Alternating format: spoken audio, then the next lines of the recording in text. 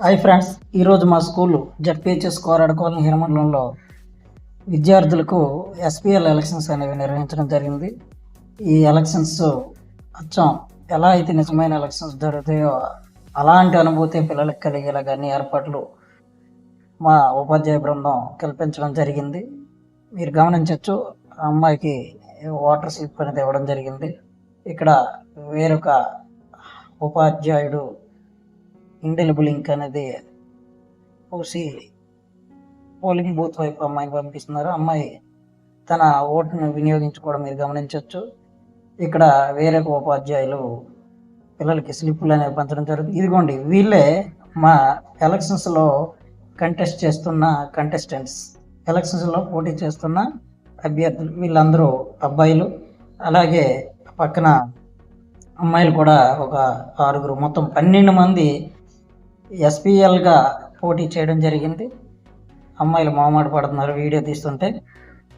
ఇదిగోండి చూడండి, ధీరజ్ అనే అబ్బాయి తన ఓటును వినియోగించుకుంటున్నాడు. చూడండి, ఇంకొక విద్యార్థి ఎంత ఆనందంగా తన ఓటును వినియోగించుకుంటున్నాడు చూడండి. ఇలాంటి కార్యక్రమాలు నిర్వహించడం వల్ల పిల్లల్లో ఎక్కడ లేని ఉత్సాహాన్ని మనం పెంపొందించవచ్చు. చూడండి, వాళ్ళ ఫేస్లో ఆనందం. వాడు ఓటు వేస్తున్నాడు, చూడండి ఎంత హ్యాపీ ఫీల్ అవుతున్నాడు. ఇంకొక అబ్బాయి వెళ్తున్నాడు, ఇంకొక అబ్బాయి లైన్లో ఉన్నాడు. మా ఉపాధ్యాయులు ఈ ఎలక్షన్ ప్రాసెస్లో చాలా బిజీగా పనిచేస్తూ ఉన్నారు. అక్కడ చూడండి, ఈ విద్యార్థి, అలాగే 2 విద్యార్థులు ఇక్కడ పోలింగ్ ఏజెంట్గా ఈ అమ్మాయి పనిచేస్తుంది.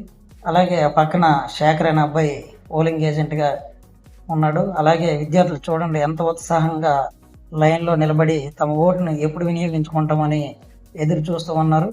ఇదిగోండి, ఓటింగ్ అంతా అయిపోయిన తర్వాత బ్యాలెట్ బాక్స్ సీల్ అనేది విద్యార్థుల ముందే ఓపెన్ చేయడానికి మా మ్యాథ్స్ మాస్టరు సిద్ధంగా ఉన్నారు.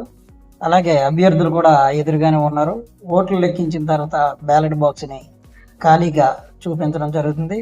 అక్కడ మిగతా ఉపాధ్యాయులు ఓట్లు లెక్కించే పనిలో బిజీగా ఉన్నారు. చివరిగా ఇదిగోండి, ఈ అమ్మాయి కావ్య ఎస్పీఎల్గా ఎన్నికవడం జరిగింది. అత్యధిక ఓట్లతో తను ఎన్నికవడం జరిగింది. రెండో స్థానంలో ఆషిబ్ అనే విద్యార్థి సెకండ్ ఎస్పీఎల్గా ఎన్నికవడం జరిగింది. ఈ అబ్బాయి చూడండి ఎంత ఆనందంగా హ్యాపీ ఫీల్ అవుతున్నాడో. కాకపోతే చిన్న నర్వస్గా కూడా ఫీల్ అవుతున్నాడు వాడి హెయిర్ స్టైల్ వల్ల.